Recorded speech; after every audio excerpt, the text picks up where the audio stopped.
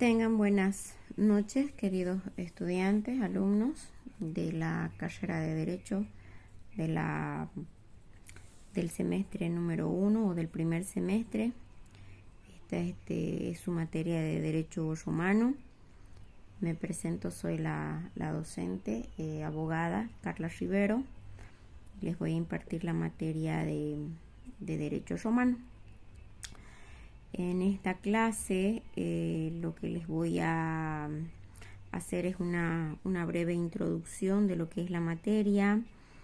Vamos a hacer un pequeño análisis o una pequeña evaluación diagnóstica de lo que ustedes conocen o de la idea que tienen en cuanto a lo que vendría a ser y a constituir el derecho romano y la importancia que tiene dentro del aprendizaje de las materias fundamentales y prioritarias dentro del penso, de la estructura curricular que tiene la carrera de Derecho. En este sentido, lo que quiero es explicarles primero de dónde viene la inclusión de esta materia dentro de la currícula universitaria, porque se la toma en cuenta, porque el derecho romano es tan importante para que nos podamos formar como profesionales en abogacía o en derecho. Entonces, esa es mi presentación. Soy, como ya les dije, abogada, trabajo en una institución pública.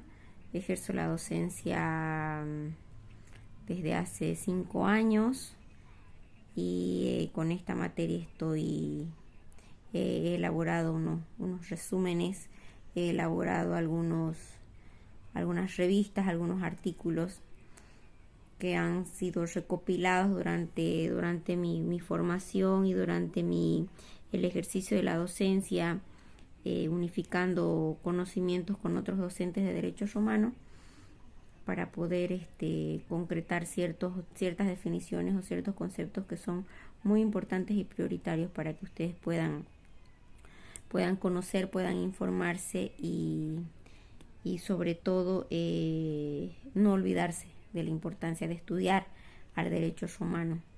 Y ustedes al transcurrir la materia se van a dar cuenta cuán importante es su estudio y su conocimiento para su formación profesional. Para ir conociendo lo que es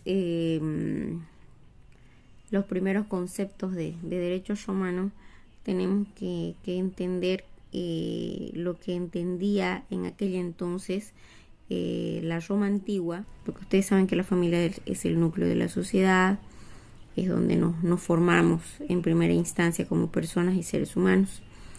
Entonces, es aquí la importancia de estudiar como primer tema la familia. Podemos considerar a la familia romana como las personas colocadas bajo la autoridad de un jefe único. Existían en aquel entonces dos divisiones, la familia agnaticia y la familia cognaticia.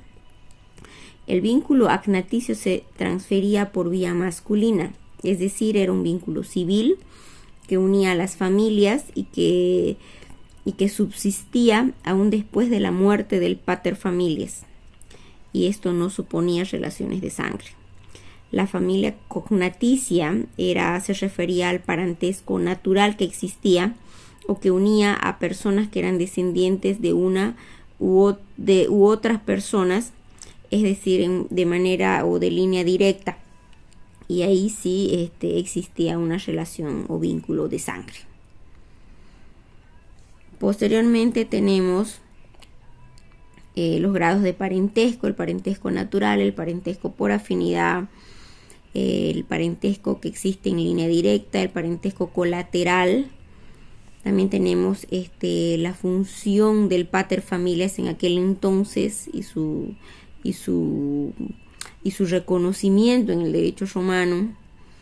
Las relaciones patrimoniales con el pater familias. El pater familias era como el líder dentro de una familia y era el que decidía qué pasaba con los miembros de su familia. Existían acciones relevantes en derecho sobre la patria potestad que existía con el pater familias y con los miembros de su familia. Y así podemos abundar en el tema de la familia, entre los puntos más importantes. También tenemos dos temas muy álgidos que hasta el día de hoy los tratamos como abogados, que son el tema de la tutela y de la curatela. ¿Esto qué significa? Esto se trató ya desde la Roma antigua, indicando que la tutela era un poder dado por el derecho civil sobre una cabeza libre, es decir, la familia, para proteger a quien a causa de su edad o por alguna X discapacidad no podía llevar a cabo. Entonces existía la tutela, es decir, se designaba a una persona capaz a hacerse cargo de una persona incapaz en ciertas actividades o en puntos parciales del ejercicio de su derecho, de su movilidad, etc. Y la curatela, como se menciona, en el derecho romano se refería a la protección del patrimonio que era necesitado de una vigilancia por la incapacidad de su titular. Entonces a eso se refería la curatela. No debemos olvidarnos también que en aquel entonces existían las asociaciones, las fundaciones y las personas morales y las personas naturales. Las personas naturales somos tú y yo de manera individual, y las personas morales se refieren a lo que hoy en día son las asociaciones, las fundaciones, y que tienen un reconocimiento a una personalidad jurídica. Así como nosotros como individuo tenemos nuestra personalidad jurídica, las asociaciones o fundaciones o personas morales, llamados en aquel entonces en el derecho romano, también eran reconocidas ante el Estado y ante las principales autoridades como titulares de derechos y obligaciones. Esto es un breve resumen de lo que les podría explicar ahora sobre el derecho romano. No debemos olvidarnos de la importancia de estudiar el derecho romano para el ejercicio de nuestra profesión, porque hasta el día de hoy los conceptos, las acciones, las principales instituciones estudiadas por el derecho actual han nacido y han surgido en el derecho romano en aquel entonces. Entonces vamos también a estudiar un poco de historia. Les voy a dar una pequeña tarea. Van a averiguar durante qué año y quiénes fueron los principales fundadores o los principales ejecutores de derecho en Roma, y los que han aportado de manera significativa en lo que hoy en día conocemos como el derecho romano.